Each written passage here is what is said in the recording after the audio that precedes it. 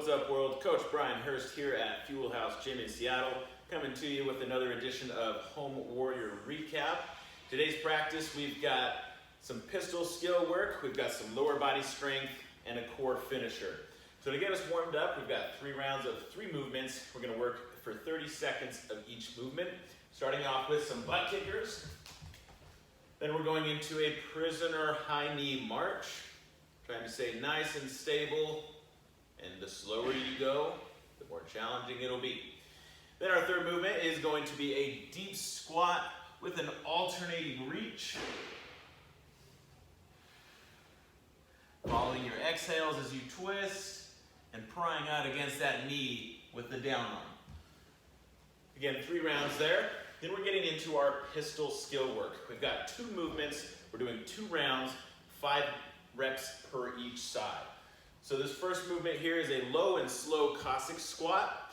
We're going to be starting in a wide stance here, shifting out to one side, keeping that hip pushed back behind us, and then we're going to shuffle from side to side, keeping those hips low as if you're scooting across a bench. If you'd like, you can also go a little lower into that squat, still keeping those hips low each time for 5 reps per side.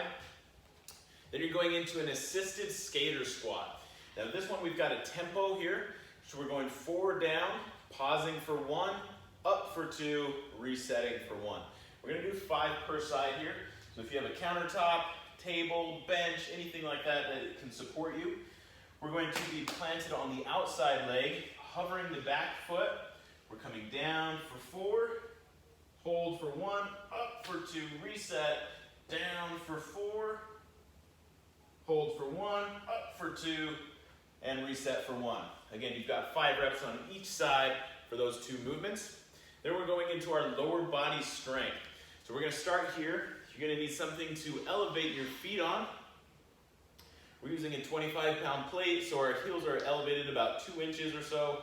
We're doing some prisoner cyclist squats. So again, in that prisoner position, hands behind the head, elbows are wide. We're going to squat here for 10 reps. Now we've also got a tempo on this, so we're going down for 3, coming up for 3. You don't have to pause at the top or the bottom, but we want to avoid bouncing in and out of the rep. So really focus on control here. Then we've got a single leg foot elevated glute bridge. So we're going 10 reps per side here as well. My foot is going to be planted here. Leg can be elevated long, nice overhead, or you can bend the knee here, keep it towards the chest, and driving the glutes up. Again, 10 reps per side. Then we're going into an alternating prisoner deficit lunge. So, we're going to stand on an elevated surface, arms up behind the head, and then we're stepping back into that deep lunge, driving up. Big step back, driving through that front heel as you stand each time, 10 reps per leg. We're going into our glute bridge V walkout for our final movement. We're going to drive the hips up. As we keep those hips up, we're taking small steps out, small steps in, and keeping those glutes on, hips elevated throughout the whole movement. Start off with small steps. Make sure that you can control your steps in and out, maybe 2, maybe 3 steps each leg. Again, 10 reps of everything. You're working through 3 rounds here. Then, to take us into our finisher, we've got our core. We're going to work for 12 minutes in an AMRAP format, focusing on 3 different movements. We've got our Turkish get-up, 1 per side, a bear crawl, and a hollow hold. So starting with our Turkish get-up, we're going to have the weight here in our hand, kettlebell resting on the outside. Of course, you can use a dumbbell or a shoe or a yoga block, something to balance on your fist.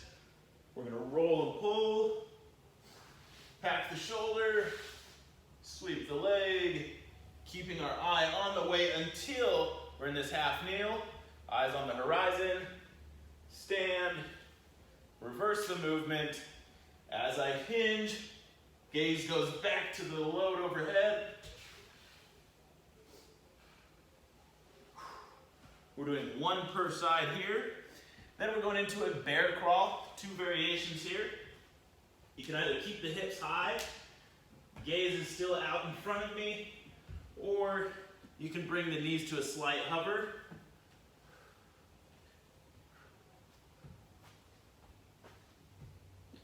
Focusing on quality there, of course, core tension.